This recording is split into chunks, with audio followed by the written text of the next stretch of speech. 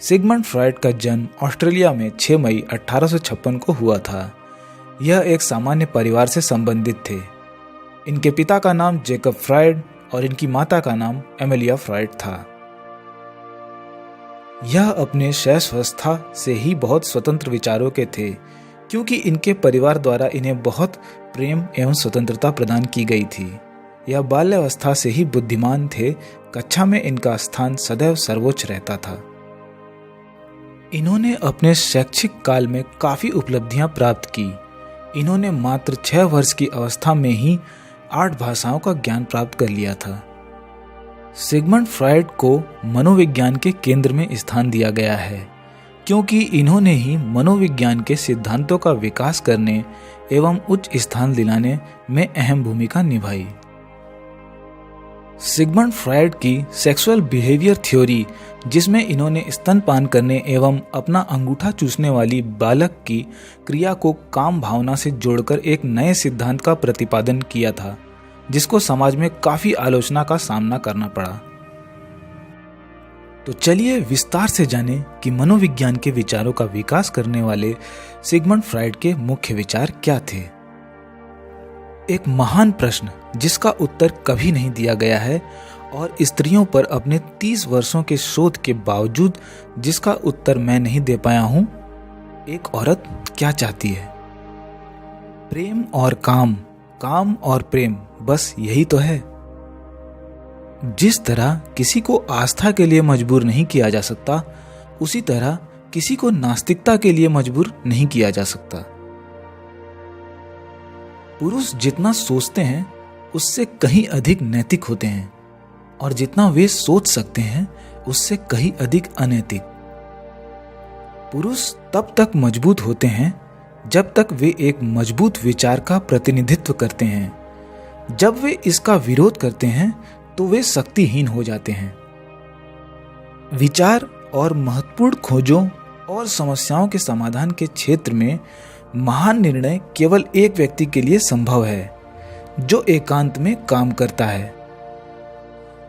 अधिकांश लोग वास्तव में स्वतंत्रता नहीं चाहते हैं, क्योंकि स्वतंत्रता में जिम्मेदारी शामिल है और अधिकांश लोग जिम्मेदारी से डरते हैं।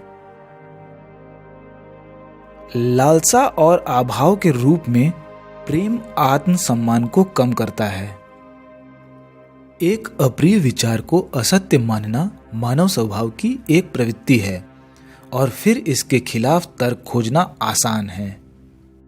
नहीं, हमारा विज्ञान कोई भ्रम नहीं है, लेकिन एक भ्रम यह मान लेना होगा कि विज्ञान हमें जो नहीं दे सकता वह हमें कहीं और मिल सकता है। कभी कभी सिगार बस एक सिगार होता है। आपकी कमजोरियों में से ही आपकी ताकत आएगी। एक दिन पीछे मुड़कर देखें तो संघर्ष के वर्ष आपको सबसे सुंदर दिनों के रूप में प्रभावित करेंगे। हर जीवन का लक्ष्य मृत्यु है। मन एक हिमखंड की तरह है। यह पानी के ऊपर अपने एक 7वें हिस्से के साथ तैरता है। मैं केवल एक बात निश्चित रूप से जानता हूं, और वह यह है कि मनुष्य के मूल्यों के निर्णय सीधे उसकी खुशी की इच्छाओं का पालन करते हैं। तदनुसार वे तर्कों के साथ अपने भ्रम का समर्थन करने का प्रयास है।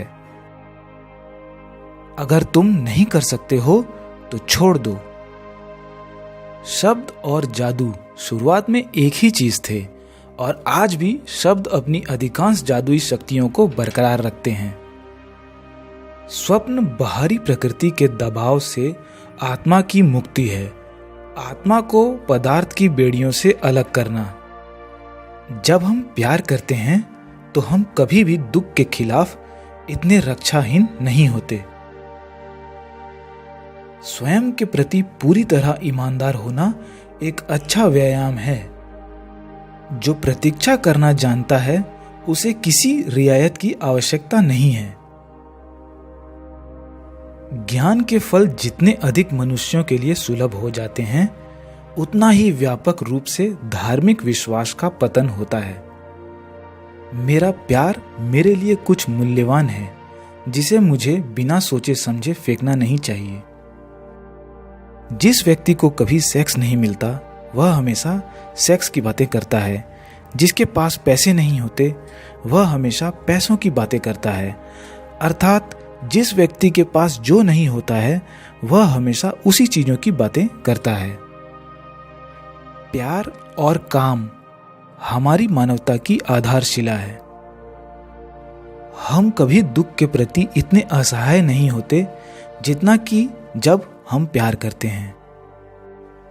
एक व्यक्ति जितना बाहर से परिपूर्ण होता है उसके अंदर उतने ही अधिक राक्षस होते हैं।